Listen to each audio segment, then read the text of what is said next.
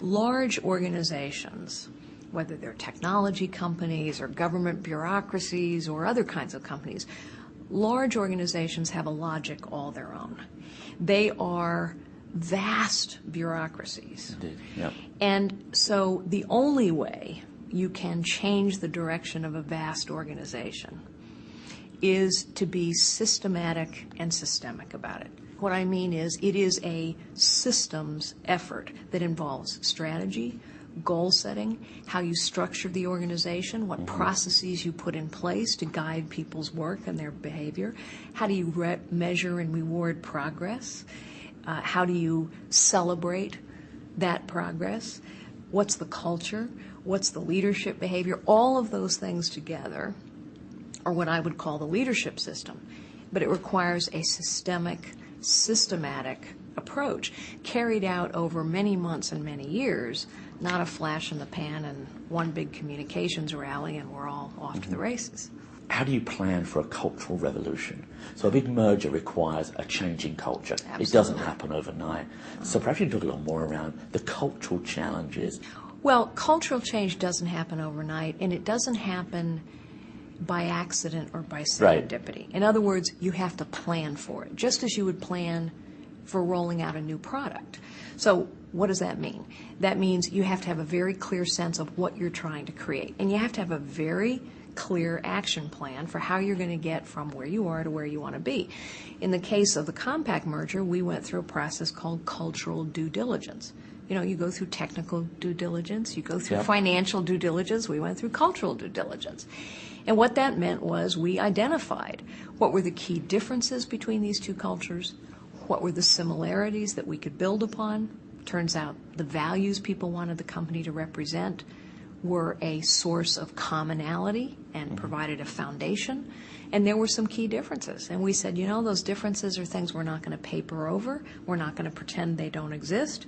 We're going to examine them. We're going to leverage them where we can. Right. And we're going to talk about them explicitly. So you have to do it in a planned way, a systematic way, a detailed way. And last but probably most importantly, Microsoft has been characterized, and we're proud of it, by a certain kind of a tenacity and persistence and long-term approach. We hope we get everything right up front. We hope we're first into every market. But even when we're not right up front or we're not first in the market, we just keep working and working and working and working and coming and coming. And, you know, the bone doesn't fall out of our mouth easily. We just keep on it. You know, whether it's the length of time that it took us to get Windows to critical mass, or, you know, if I go back and think about when we first got into the networking business, there were a lot of years when, quote, people would say, you're not ready for the enterprise. That discussion doesn't happen very much because we just kept after it, kept after it, kept after it. You know, search. We're going to just keep coming and coming and coming and coming and coming and coming and coming. Okay. We are irrepressible on this. Well, I think in today's world, and I would say also into our active involvement in Davos and the World Economic Forum, I think this subject has become more and more a subject that has attracted the attention of politicians. There are some, I would say, more sensible aspect to that. For example, if you really talk about large scale, there is no doubt that biotechnology and green biotechnology will certainly have a role to be playing.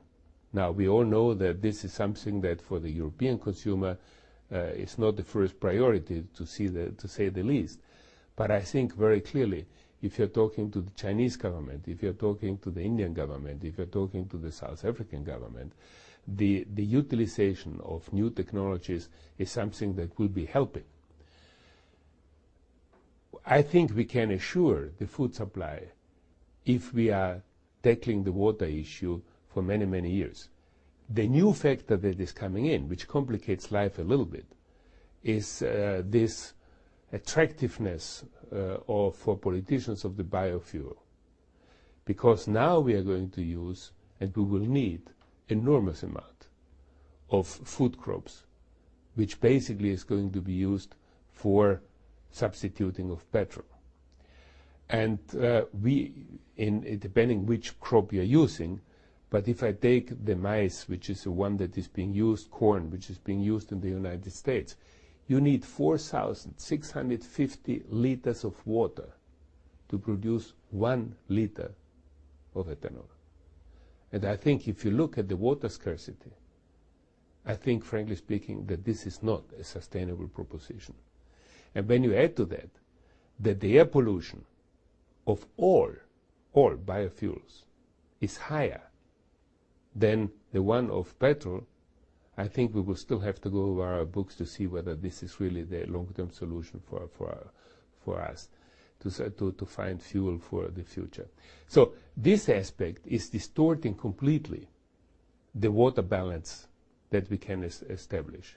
And I think this new factor, we have to see how we can manage that. Today, it's time to begin a third transition. We want to constantly be making the best computers for you and the rest of our users. And so it's time for a third transition, and yes, it's true. We are going to begin the transition from the PowerPC to Intel processors, and we are going to begin it for you now and for our customers next year. Now, why are we going to do this? Right? Didn't we just get through going from OS 9 to OS 10? Isn't the business great right now? Why do we want another transition? Because we want to be making the best computers for our customer looking forward. Now, I stood up here 2 years ago in front of you, and I promised you this. And we haven't been able to deliver that to you yet. I think a lot of you would like a G5 in your PowerBook, and we haven't been able to deliver that to you yet. But these aren't even the most important reasons. The most important reasons are that as we look ahead, though we have great products right now, and we've got some great PowerPC products still yet to come, as we look ahead, we can envision some amazing products we want to build for you. And we don't know how to build them with the future PowerPC roadmap. And that's why we're going to do this. When we look at Intel, they've got great performance, yes. But they've got something else that's very important to us. Just as important as performance is power consumption. And the way we look at it is performance per watt. For 1 watt of power, how much performance do you get?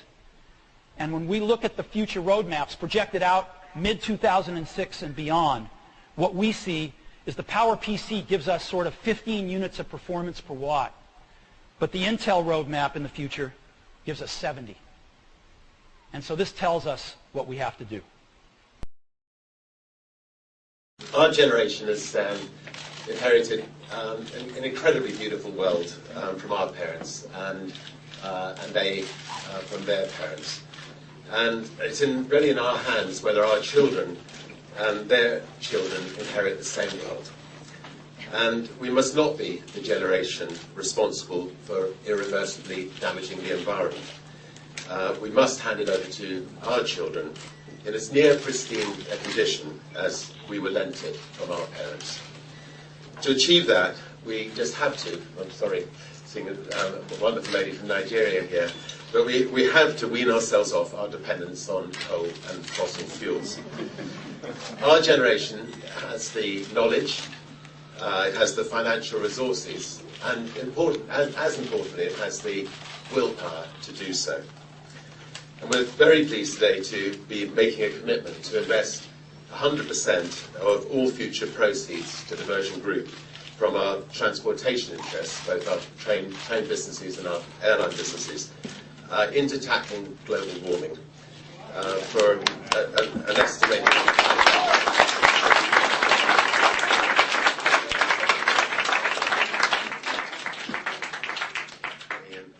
For an estimated value of $3 billion over the next 10 years.